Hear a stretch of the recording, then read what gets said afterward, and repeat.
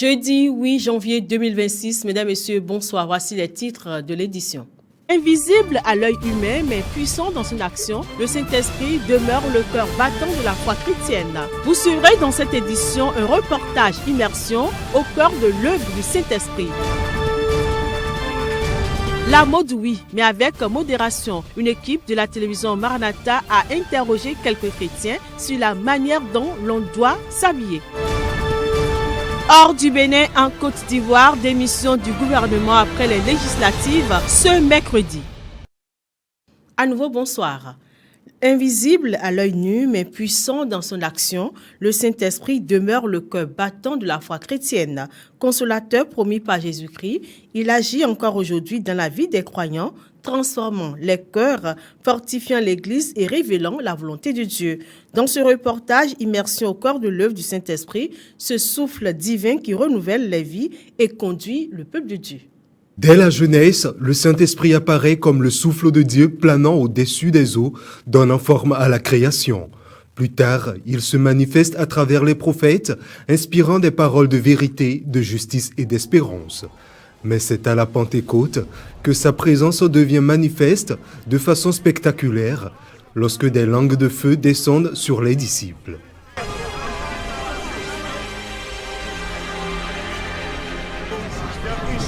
Le Saint-Esprit, avant le jour de la Pentecôte, le Saint-Esprit venait sur les rois, les prophètes et consorts. Le Saint-Esprit venait et repartait. Mais après que Jésus est mort et ressuscité et parti au ciel, avant de partir, il a dit aux apôtres de ne pas s'éloigner de Jérusalem. De ne pas s'éloigner de Jérusalem, d'aller et de rester là-bas jusqu'à ce que s'accomplisse ce que la Bible avait dit, ce que lui-même il avait annoncé. Mais pour le parler en langue, c'est le jour de la Pentecôte que ça a commencé. Aujourd'hui encore, le Saint-Esprit continue d'agir dans la vie des croyants. Il éclaire les cœurs, convainc du péché, console dans les moments de détresse et fortifie face aux épreuves. Depuis Joël, Dieu a planifié, il a dit que dans les derniers jours, qu'il va répandre son esprit sur toute chair. Là, à ce niveau encore, nous comprenons que Dieu ne fait exception de personne. Il dit toute chair. Dans les églises, sa présence se manifeste à travers la louange, la prière et les dons spirituels.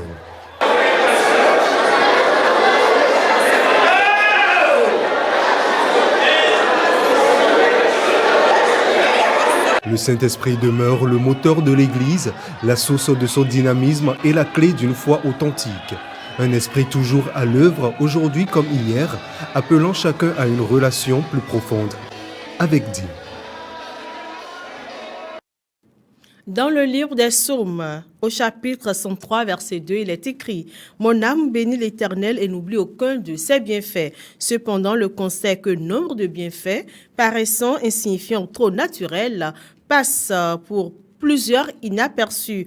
Pour beaucoup de gens, l'on ne doit remercier Dieu que pour des faits marquants ou à des occasions spéciales. Les révérends Christophe Dewanou et Georges Adeyemo révèlent ce que dit la Bible sur la fréquence des actions de grâce dans ce reportage signé Sinatou Aouadjovi. Chants, danses, cris de joie, témoignages et bien d'autres gestes sont posés en fin d'année par plusieurs personnes pour remercier Dieu. Cette coutume pousse maintes personnes à croire que les remerciements à Dieu sont faits uniquement pour la fin de l'année ou les moments heureux.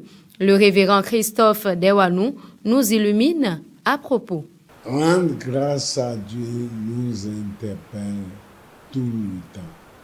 Au fait, Dieu même nous a créés afin que nous puissions lui rendre grâce, l'honorer, lui dire merci, reconnaître qu'il est là pour nous, puisqu'il a voulu rester en communion avec nous. Alors, Dieu espère notre gratitude tout le temps pour lui. C'est un moyen de communication. C'est pourquoi Éphésiens 5, 20 dit, comme je l'ai lu tout à l'heure, Rendez continuellement grâce pour toutes choses à Dieu le Père, au nom de notre Seigneur Jésus-Christ.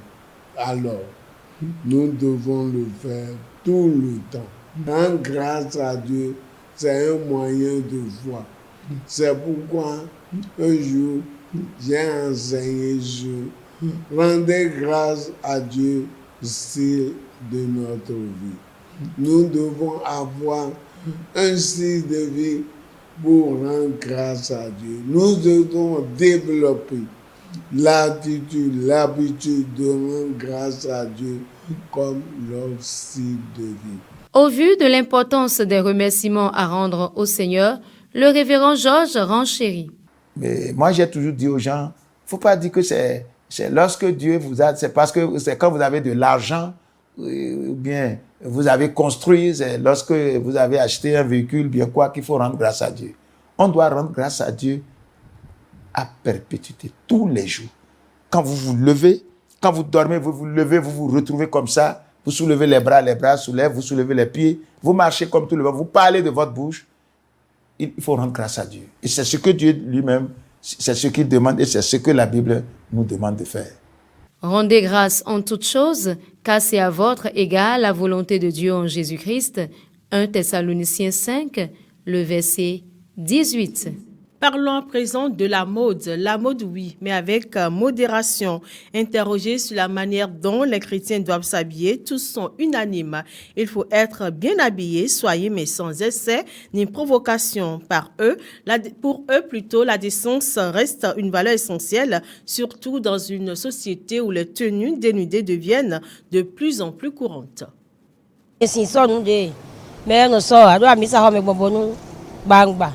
Ate gbangba de subo ja ton ala ori gbonu vide no a do nu bo mele no pipon wewe o eso bibia aya mi sa ho mi su mele ye ho ma ya ko we ma sin ho se we o mo la ye je na se ju meje ele e ma ka yo ba ina dia he ton so ko de na ye ina pon e no ba nu ele dia ye si so nu bo aya do nu se si ele le bo ni eyin da bo mi bi no gbangba eni o ma se a ni no ba e do an blata e ton.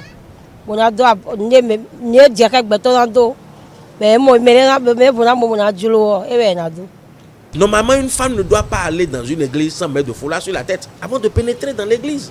Puisque c'est un lieu saint.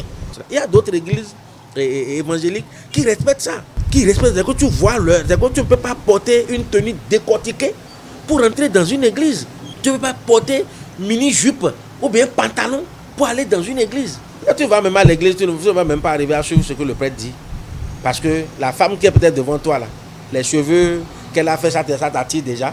Ce qu'elle a porté, parce qu'elle a laissé son corps un peu décortiqué derrière, tu regardes ça là, mon frère, tu ne peux pas suivre l'Eucharistie. En tant que chrétienne, il faut t'habiller de manière très décente.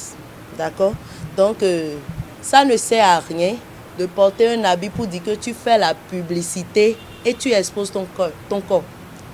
Ça ne sert à rien. D'abord, mon foyer ne me permet même pas, avant de dire l'église. Donc, il faut qu'on soit bien habillé, ou bien je ne suis pas bien habillée. Il faut être bien habillé, très stylé. Pourquoi est-ce qu'un chrétien ne doit pas être stylé? Un chrétien doit être stylé. Donc, très bien habillé, proprement, mais de manière décente, pour que sa vie normale doit refléter en fait sa chrétienté. Le pasteur Christophe Dewanou de l'église Foursquare Sikekodi s'est exprimé au micro de la télévision Maranatha Bénin sur la manière dont les femmes et les jeunes filles devraient se présenter à l'église. Entre recommandations bibliques et réalité sociale, il précise la position de l'église et appelle à un équilibre entre décence et compréhension. Dans Deutéronome chapitre 22, verset 5, la Bible dit: une femme ne portera pas des habits d'homme, ni un homme des vêtements féminins, car l'Éternel a en abomination ceux qui agissent ainsi. Et 1 Corinthiens chapitre 6, verset 19, nous dit ceci: ou bien encore, Ignorez-vous que votre corps est le temple même du Saint-Esprit qui vous a été donné par Dieu et qui maintenant demeure en vous. Vous ne vous appartenez donc pas à vous-même. Donc, suivant ces deux passages, nous pouvons dire que Dieu nous conseille ou est intéressé sur notre habillement. Ça veut dire tout ce qui ressemblerait à cette façon d'habiller peuvent être ainsi en abomination à l'Éternel. Et Paul dit que notre corps doit être un corps saint, comme le Saint-Esprit habite en nous. Dieu regarde l'intérieur, oui, mais l'homme doit veiller sur son esprit et contrôler et ne pas se laisser influencer. Nous avons l'habitude déjà, à partir de l'école de dimanche, à partir de la classe des membres, à enseigner sur nos confessions. Et nous avons un point sur nos confessions qui parle de la modération en toutes choses. Alors, arrivé à ce niveau, nous parlons de la modération en habillement. On poursuit cette édition. Nous sommes à présent hors des frontières béninoises et nous irons en outre en Côte d'Ivoire où le gouvernement a déposé sa démission après les législatives et au Soudan où l'armée soudanaise accuse l'Éthiopie de servir de base arrière ou paramilitaire FSR. Le tour de l'actualité internationale de ce soir est signé Némi Dera. Le paysage politique ivoirien entre dans une nouvelle séquence après les législatives ayant conduit à l'élection de plusieurs membres du gouvernement. Le Premier ministre Robert Burgué-Mambé a présenté la démission de son équipe au président de la République Alassane Ouattara qui l'a accepté ce mercredi 7 janvier 2026. L'annonce a été faite à travers un communiqué officiel lu par la secrétaire générale de la présidence de la République, Massaré Touré Koné. Selon la secrétaire générale, le chef de l'État a procédé à la signature de 2 décrets. Le premier met fin aux fonctions du Premier ministre, chef du gouvernement, ainsi qu'à celles de l'ensemble des membres du gouvernement. Le second acte met un terme aux fonctions des ministres-gouverneurs des districts autonomes. Par ailleurs, un autre décret pris au titre de la présidence de la République met fin aux fonctions des ministres d'État et des ministres conseillers à la présidence. Le président Ouattara les a félicités pour le travail accompli au service de la Côte d'Ivoire. La tension s'est accrue ces derniers jours à l'est du Soudan dans l'état du Nil bleu près de la frontière commune avec l'Éthiopie où l'on s'attend à de nouveaux affrontements entre belligérants soudanais. L'armée soudanaise y a dépêché son unité d'élite, la force bouclier du Soudan, qui s'est déployée à Damazine face à Bénichangoul dans la région éthiopienne d'Assosa.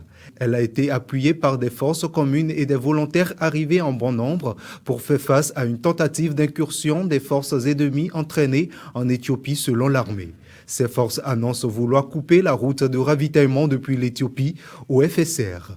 Les mêmes sources affirment que ce soutien éthiopien a débuté il y a déjà quelque temps. Le matériel militaire était d'abord acheminé au FSR par voie terrestre depuis l'Éthiopie via la Somalie. Plus récemment, par un point aérien reliant directement Bénichangoul. À l'instar du sud de la Libye, l'ouest éthiopien sert désormais de base arrière au FSR. C'est la fin de cette édition. Mesdames, Messieurs, merci pour votre attention. Abonnez-vous et suivez-nous sur Facebook, TikTok, Instagram et Insta.